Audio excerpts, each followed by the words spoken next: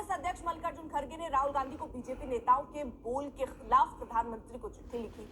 आज जेपी नड्डा ने खड़गे को चिट्ठी का जवाब देते हुए हमले की बौछार की। उन्होंने लिखा कि आखिर किस वजह से कांग्रेस अध्यक्ष राहुल गांधी का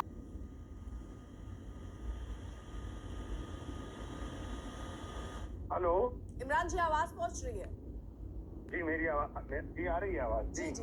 मेरा सवाल ये था कि चिट्ठी खड़गे साहब तो क्या प्रधानमंत्री जी को अपमानित किया गया, या जो किसी ने दूसरे ने गलती की है तो आप उस गलती को दोहरा करके उसको बराबर कर रहे हो? तो नैतिकता की बात कहाँ हुई? फिर आप अपने आप को सबसे बड़े नैतिकता के आप कहते हो कि हम जो है नैतिकता का पाठ पढ़ाते हो। नहीं, एक बात सुनिए, 100 बार आपने अपमानित किया। मैं कह रहा हूँ कि अगर किसी ने किया अपमानित किया, मैं उस बात बहस पे नहीं जाना चाहता उस विषय में, लेकिन आप वही बात कर करके तो आप क्या उसकी बता रहे हो? फिर नैतिकता की बात क्यों करते हो आप? फिर आप नैतिकता की बात करने के हकदार नहीं है। आपको गलत को गलत कहने का साहस तो होना चाहिए कि गलत को गलत कहें। ये साहस आप में है ही नहीं। ठीक है, बहुत बहुत शुक्रिया आपका हमारे साथ जुड़ने के लिए। और हिमांशु भी हमारे साथ, हमारे सहयोगी लगातार मौजूद हैं, उनका भी रुख करेंगे। लेकिन राहुल गांधी के खिलाफ आतंकी वाले बयान पर मचे बवाल के बीच बीजेपी ने उनके यूएस दौरे को लेकर एक बार फिर हमला बोला। बीजेपी नेता विजय रूपाणी ने आरोप लगाया कि राहुल गांधी पाकिस्तानियों के साथ संपर्क में है, वो विदेश में पाकिस्तानी लोगों से मुलाकात करते हैं। राहुल गांधी ने इस तरीके से बात करते हुए नवादा में दबंगों ने हैवानियत की सारी हदें पार कर दी। महादलितों की पूरी बस्ती धूम कर जली। महादलित टोले में करीब 80 झुग्गियां थी जिनमें आग लगा दी गई।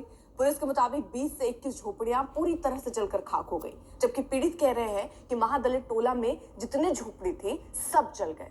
फिलहाल पुलिस ने 10 संदिग्धों को गिरफ्तार किया है और ये माना जा रहा है कि मामला जमीन के विवाद से जुड़ा है। इस आगजनी के बाद बिहार की सियासत गर्मा गई है। तेजस्वी बोल रहे हैं कि ये राक्षस राज है। वहीं 3 तस्वीरें भी हम आपको दिखा दें किस तरह आगजनी हुई है, फायरिंग हुई है, महादलितों के घर फूके गए हैं, बर्बादी के निशान बचे हुए आपको इन तस्वीरों में भी नजर आएंगे, जिसकी वजह से गम है, गुस्सा है और लोग गुहार भी लगा रहे हैं न्याय की।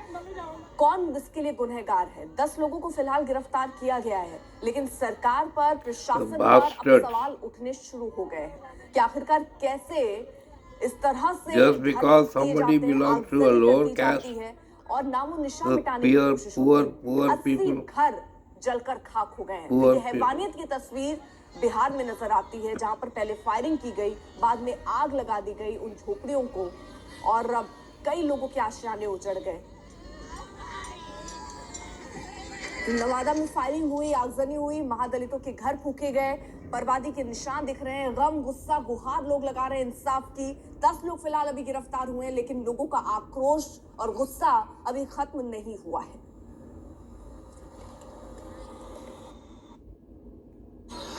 नवादा के गांव कृष्णा नगर में बाहर टेंट में गुजारनी पड़ी। हालांकि जहां तक स्थानीय प्रशासन की बात की जाए तो स्थानीय प्रशासन का कहना है कि करीब 2 दर्जन के आसपास घर जलाए गए हैं। हालांकि सर्वे का काम अब भी चल रहा है और स्थानीय प्रशासन के लोग के नुमाइंदे यहाँ पर अब भी लिखा पढ़ी का काम कर रहे हैं, लोगों से चीजें जानने की कोशिश कर रहे हैं और ये समझना चाह रहे हैं कि आखिर कितना नुकसान हुआ इस पूरे मामले में। नागरिक हैं जो इस आग की विभीषिका से पीड़ित हैं, वो साफ तौर पर इस बात पर सवाल उठा रहे हैं कि क्या होगा, अब उनके बच्चे क्या खाएंगे और अब रहने के लिए आशियाना किस तरह से उपलब्ध हो पाएगा। सहयोगी दीपक के साथ आदित्य वैभव, आज तक।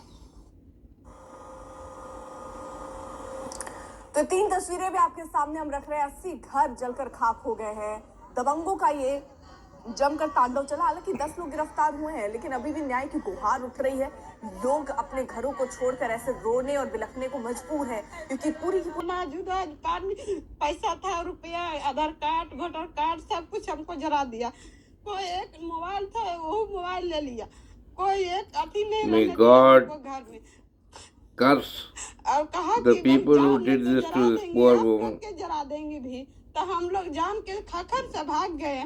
बाप का राज है, आराम बच्चा को ले लेके।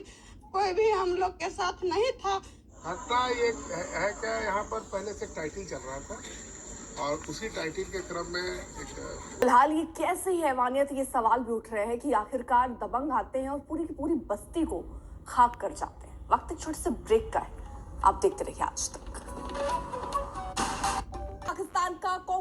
नेशनल कॉन्फ्रेंस से समर्थन में आने से सियासत गर्मा गई। पाकिस्तान के रक्षा मंत्री ख्वाजा आसिफ ने कहा कि 370 की बहाली पर पाकिस्तान कांग्रेस नेशनल कॉन्फ्रेंस के साथ है।